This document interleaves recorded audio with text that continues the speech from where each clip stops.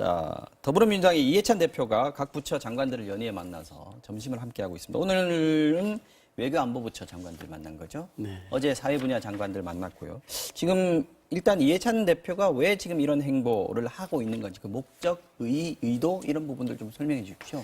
일단은 뭐 이제 국회가 돌아가야 되는데 돌아가질 않고 있지 않습니까? 네. 이제 뭐 정부 여당 입장에서는 이 국회가 돌아가야 국회를 통해서 정부 여당의 정책적 성과도 낼 수 있고 법안도 통과시키고 추경도 해야 되는데 국회가 뭐 좀 한국당 때문에 저희가 봐서는 개점 휴업 상태입니다. 그리고 한국당 같은 경우는 계속해서 장외투쟁으로만 돌았고 또 장외투쟁이 끝났음에도 불구하고 국회 복귀는 안 하고 있는 상황이죠.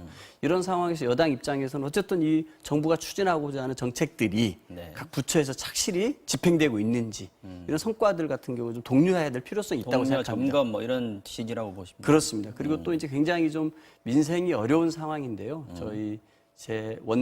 저희 여당의 당 대표가 직접 나서서 각 부처의 장관들을 만나서 네. 이런 부분들의 정책적 성과들 어떻게 진행하고 있는지 점검도 하고요.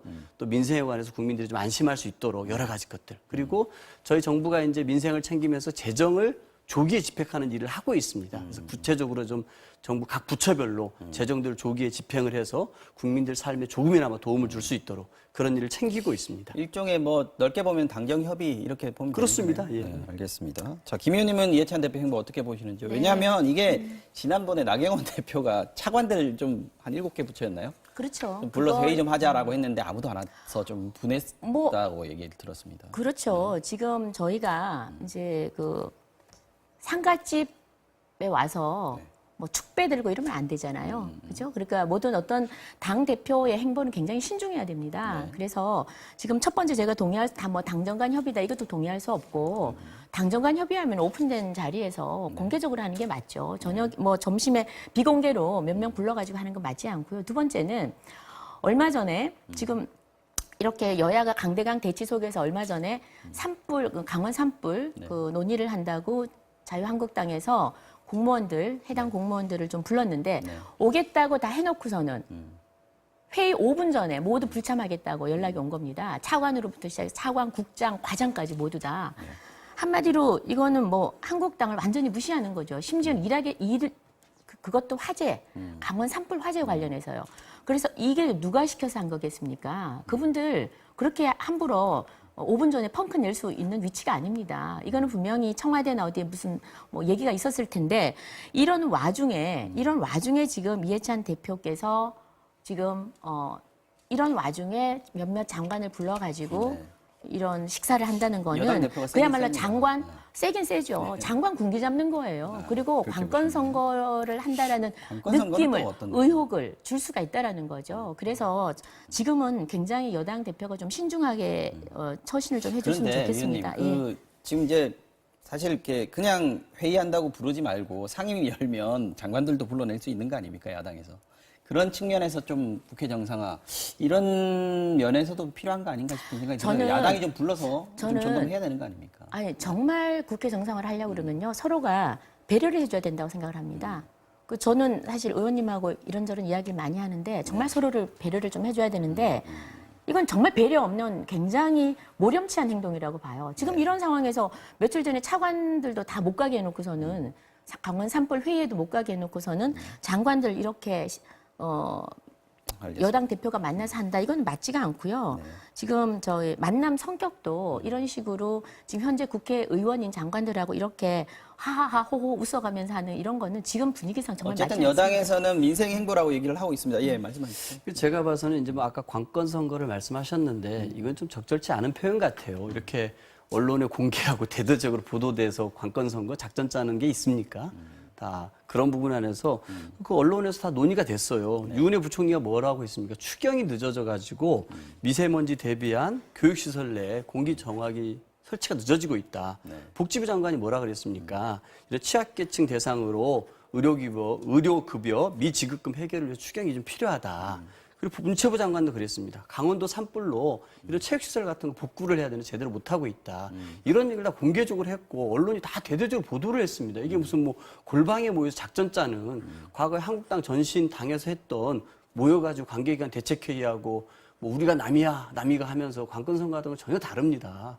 저는 그런 과거의 잘못된 기억에서는 저희 당과는 연결시키지 않았으면 좋겠습니다. 하나만 더. 네. 자, 그러면 황교안 대표께서 지금 어저께 모셨던 장관들 지금 뭐 아까 말한 대로 공기청정기 이런 얘기 하려고 네. 과연 부르면 식사하자 그러면 할까요? 당연히 답은 노입니다. 그런 얘기를 하는 거예요. 그래서 장관이라 그러면 모름지기 지금 현재 이런 상황에서 지금 뭐 공기청정기나 추경 이야기는 이미 웬만한 사람들 지금 다 알고 있습니다. 뉴스에 하도 많이 들어가지고. 그래서 그런 얘기를 하기 위해서 지금 만나는 거는 시기상 적절하지도 않고요. 그다음에 아까도 말씀하셨는데 지금 민주당 보면 참 측은해요.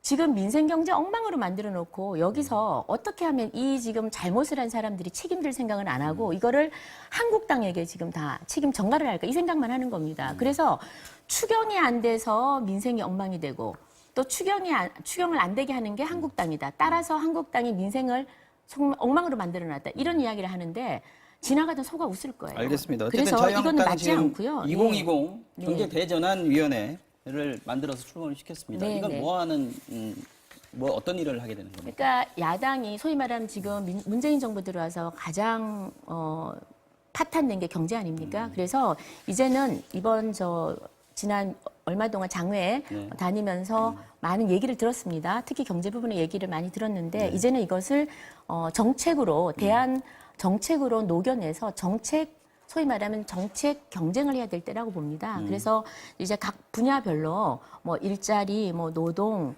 각 산업 분야별로 다들 대안 정책을 마련해서요. 전문가들과 함께 대규모 아주 메머드급입니다. 그래서 한 70여 명 구성을 해서 제대로 된 정책을 내고자 하는 게 목표고요. 그다음에 올 9월에 정기국회가 열리면 이게 이제 법안으로 좀 제출될 수 있도록 하고자 하는 겁니다. 알겠습니다. 그 10명 정도밖에 지난번에 징비록을 저희가 만들었어요. 문재인 정부의 경제 실정에 대한 징비록을 만들어서 문재인 대통령님께도 이제 제출을 했는데 그때는 전문가들이 아무도 자기 이름을 안 내려고 했습니다. 한 10명밖에 안 됐는데 이번에는 전문가들도 자기들 이름을 내면서 대거 참여를 했다는 말씀을 좀 드립니다. 알겠습니다. 민주당에서는 이 부분 어떻게 평가하고 있습니까? 지금 이제 경제 민생 얘기하려면 일단 국회부터 들어와라. 그렇습니다. 이게 국회를 들어오지 않고 그리고 장애투쟁을 하면서 경제 민생을 입에 담는 것 자체가 저는 모순된 행태라고 생각합니다. 한국당을 한번 볼까요? 네. 한미 동맹이 위기라고 했습니다. 네. 그래놓고 정상회담 통화록을 외교부 후배를 정말 압박해가지고 받아내가지고 공개해가지고 한미 간의 신뢰도 무너뜨리고 또 법적 처벌까지 예고하고 있는 거 아니겠습니까? 민생 경제 위기라고 하면서 추경 이런 것들은 아예 거들떠 보지도 않고 총선용이라고만 얘기하고 있습니다. 네. 소상공인 자영업자 힘들다고 맨날 얘기합니다. 그러면서 이 소상공인 자영업자들을 위한 공정거래 법들에 대해서는 심의조차도 안 합니다. 추경안이 이렇게 오랫동안 국회에서 심사조차 거부된 사례가 없습니다. 황교안 국무총리 같은 경우요 시절에 2015년과 16년에 국회 와서 추경 시견 연설을 2번을 한 적이 있습니다. 그때마다 얘기했던 것은 추경은 타이밍이다라고 하면서 국회 협조를 부탁을 했었던 것을 우리 국민들은 알고 있습니다.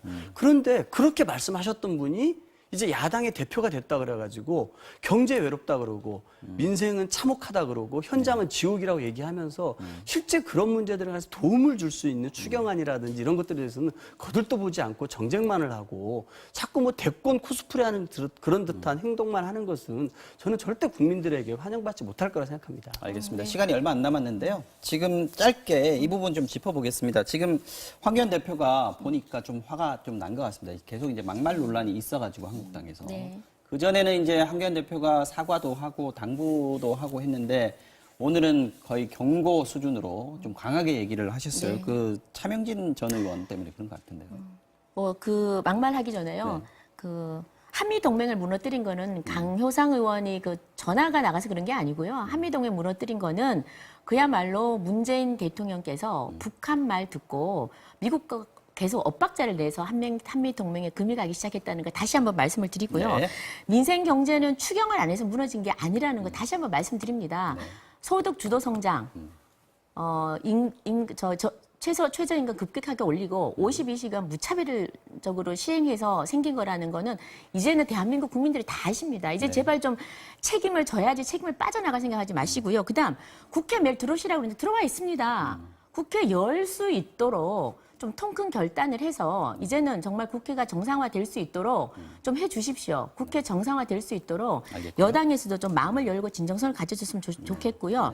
그다음 막말에 대해서는 뭐 당대표 한교안 대표는 정확한 입장을 갖고 계세요. 일체 변명을 하지 않습니다. 뭐 예를 들면 달을 가리켰는데 왜 손가락만 보느냐, 뭐 아니면 언론 환경이 어떻다 이런 변명 일체 안 하십니다.